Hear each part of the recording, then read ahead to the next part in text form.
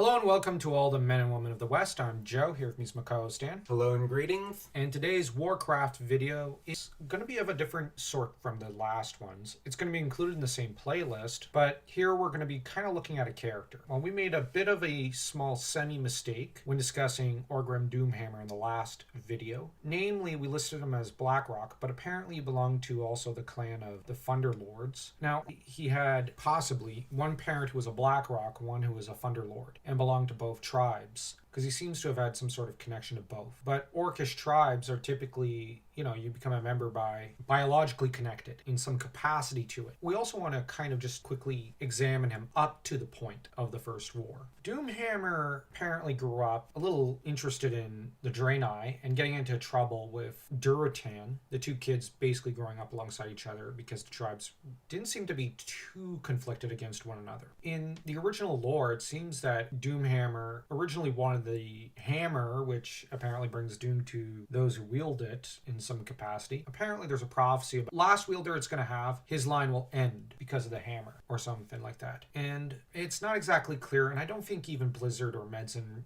really quite made their mind up about it, as the entire prophecy is dropped because the last real wielder would have been Thrall, which would have meant his line ending because of the Doomhammer. But that does not take place. This plot point is basically worthless and doesn't result in anything. Maybe we're supposed to think this is what happens to Doomhammer, but bear in mind he passes it on to Thrall. So Thrall would be the final wielder, which means this thing's destined to destroy him and his kids. Yeah. The elemental spirits that got their mitts on this thing wanted to banish it. Doomhammer fought to claim it, and Blackhand backed him up, and they managed to reclaim it. The idea is that Blackhand was to put his hands on it and then give it over to Orgrim Doomhammer. So maybe the prophecy's technically referring to Blackhand, because technically he was the wielder for a few minutes. With my suspicion being, if that's the case, maybe Orgrim Doomhammer kind of played him. If the curse is going to be passed on to someone, why let it be passed on to you when you can convince the guy you hate to put his hands on it and give it to you and accept the curse onto himself? That's a fair point. Because Blackhand in the original lore is not a terribly intimidating or powerful guy. He's actually kind of puny as far as orcs go, especially in comparison to Orgrim Doomhammer's just the man.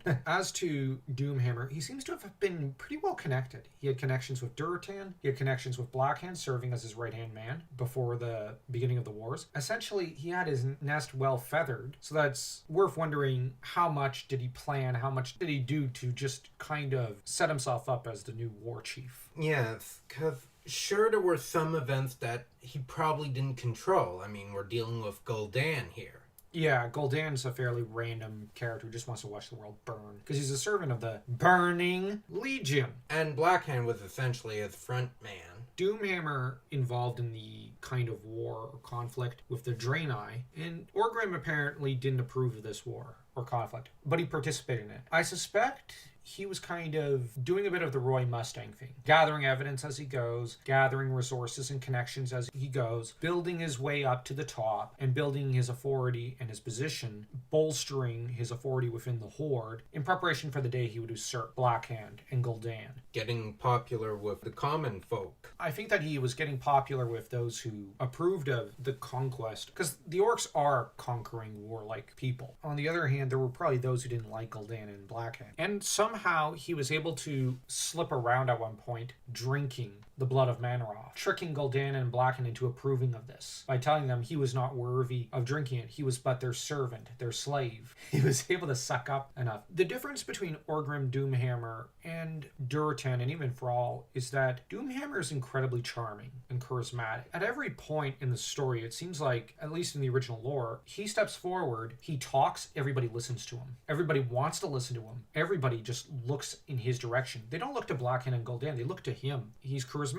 Durotan could not inspire loyalty enough to pull off a coup against Gul'dan and Blackhand in the middle of the war because he's a simple guy, sure, and that's charming in its own way. I would argue Durotan was not an extraordinary person. He was too mundane, too unambitious, almost shy, it seems, from what I saw of the movie. He does not seem to have expanded his sphere of influence outside of his clan, the Frostwolves. He was confined to them. Whatever authority or position he had was because of Orgrim Doomhammer. In marked contrast to the movie, it seems like Orgrim Doomhammer was the commander between the two, and Durotan was probably the follower. And Durotan does not strike me as being much of a leader. He doesn't strike me as being interested in it. He seemed like the type that... He'd be content with just, I don't know, being a barber or something. Yeah, the white picket fence, just him and his wife and his kids. He just wants to be left alone and not worry about the entire matter of the war. Yeah, he was remarkably peaceful and passive for an orc, which, I mean no offense, but this would not have inspired confidence or much affection amongst the orcs, because they are a warlike people, and I'd even argue in Stormwind it would have inspired contempt, because the Stormwindians, whether you like it or not, even the Lordoranians are warlike. These are militant societies. These are strong civilizations. They aren't going to respect you if you're a chieftain or a noble, and all you want to do is basically be a farmer or a peasant. In this kind of extremely warrior militant society, you're not going to inspire respect or affection by not wanting conflict and avoiding it. Conflict avoidance is fine in some civilizations eventually, but it's something of an irritant to more down to basics civilization. We got to bear in mind we almost have a Howardian Cimmerian society with the orcs. But that said, he serves the role of the barbarian archetype in a way. Doomhammer and Durotan, I think, had different visions for the orcs. Doomhammer did not wish to weaken their warrior traditions. He seems to have clung to them, but he wanted them to direct their energies in a more positive manner. He doesn't seem to have liked the Burning Legion. Why fight for the glory of demons and destruction for no reason when you can fight for, the glory of the orc people and the horde? Durotan, they immediately kind of clued in that he might be a possible traitor. Durotan was honest, but he was also not very bright. The difference between Durotan, Doomhammer, is almost comparable, I would argue, to the difference between Robert the Bruce. I want to say William Wallace, but William Wallace was infinitely more talented than Durotan. But I guess you could say Philippe VI de Valois. Philippe Capet Valois was the sixth Philippe to occupy the French throne. He was the one who kickstarted by accident, yes, by accident, the 100 Years' War, attacking the political position of Edward III, which there were valid reasons for why he was doing that.